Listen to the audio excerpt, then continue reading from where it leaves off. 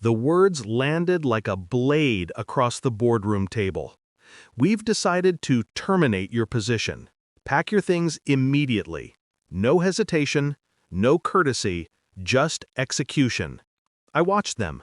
20 men and women in tailored suits, polished shoes, empty eyes. They believed they were untouchable, that they had cornered me, pushed me into silence. I smiled. I thanked them. I stood and walked out quietly. They thought they'd won, but Monday was coming. The first time I walked into this company, I was nobody. Fresh out of school, clinging to ambition and caffeine. The CEO noticed me before anyone else did. He was ruthless, but he saw something in me, something the others ignored. He once told me, "You don't win by being loud. You win by being the last one standing." He taught me how to listen between words, how to spot weakness behind a handshake, how to wait until the timing was surgical. And then, before he died, he did something no one expected. He handed me control. 51%, majority stake, the crown. I kept it quiet. A signature, a transfer, sealed in legal ink. The board didn't know. Not yet. Their betrayal came quickly. At first, it was whispers, meetings I wasn't invited to, memos accidentally left off my desk. Then it sharpened. Proposals shot down without review. Votes stacked against me. Cold stares when I walked into the room. I wasn't shocked. I was patient. The funeral gave them courage. They mistook his absence for weakness. They thought the empire he built was theirs to divide, and when I refused to bend, they acted. 1 week later, they stripped me of my title in front of everyone. They wanted humiliation. They wanted my silence. Instead, I gave them my smile.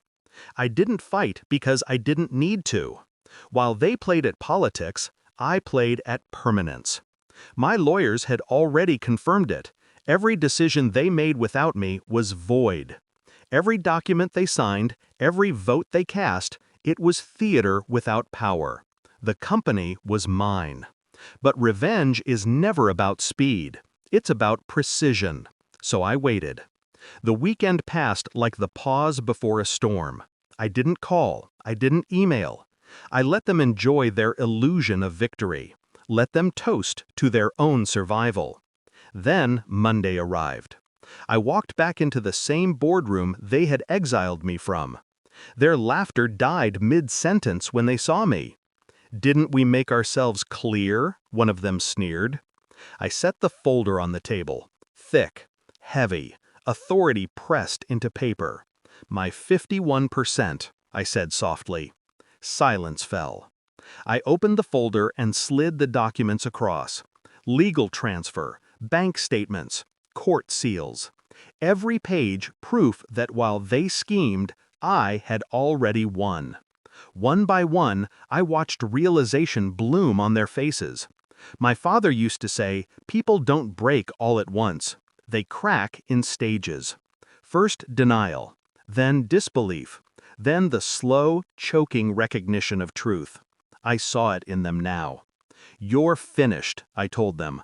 "Your contracts are terminated. Your bonuses revoked. Your seats," I tapped the folder, "already reassigned." One man tried to bluster. "You can't do this." I cut him off with a single look. "I already have." Another whispered, "But the vote?" "The vote," I said, leaning forward, "was meaningless, without majority, without me." I could feel the weight shifting in the room. Their arrogance drained into panic. Their voices faltered. Their hands twitched on polished wood. This was the moment I'd waited for. Not the removal, not the revenge. The silence after. The sound of power changing hands. Security entered on cue. Not mine, ours. The same men who once answered to the CEO now answered to me. "Escort them out," I ordered. Calm, steady. Chairs scraped. Footsteps dragged. They filed out one by one, stripped of everything they believed was permanent. Not a single protest rose above a whisper. When the room emptied, I stood alone at the head of the table. This was the same chair where they'd sentenced me to exile. Now it was their throne of failure. I thought about the CEO, the man who trained me, tested me, trusted me. He must have known this day would come, that vultures would circle his empire the moment he was gone. That's why he gave me the power before the storm. Not out of sentiment, but strategy. Because he knew I'd finish what he started. People think revenge is about rage, about explosions, about screaming in someone's face. They're wrong. Revenge is quiet. It's a signature on the right line, a clause in the right contract, a smile at the right moment. It's letting your enemies believe they've won, right up until the floor drops beneath them. That boardroom was their graveyard. And my silence? That was the last sound they ever heard from the top floor.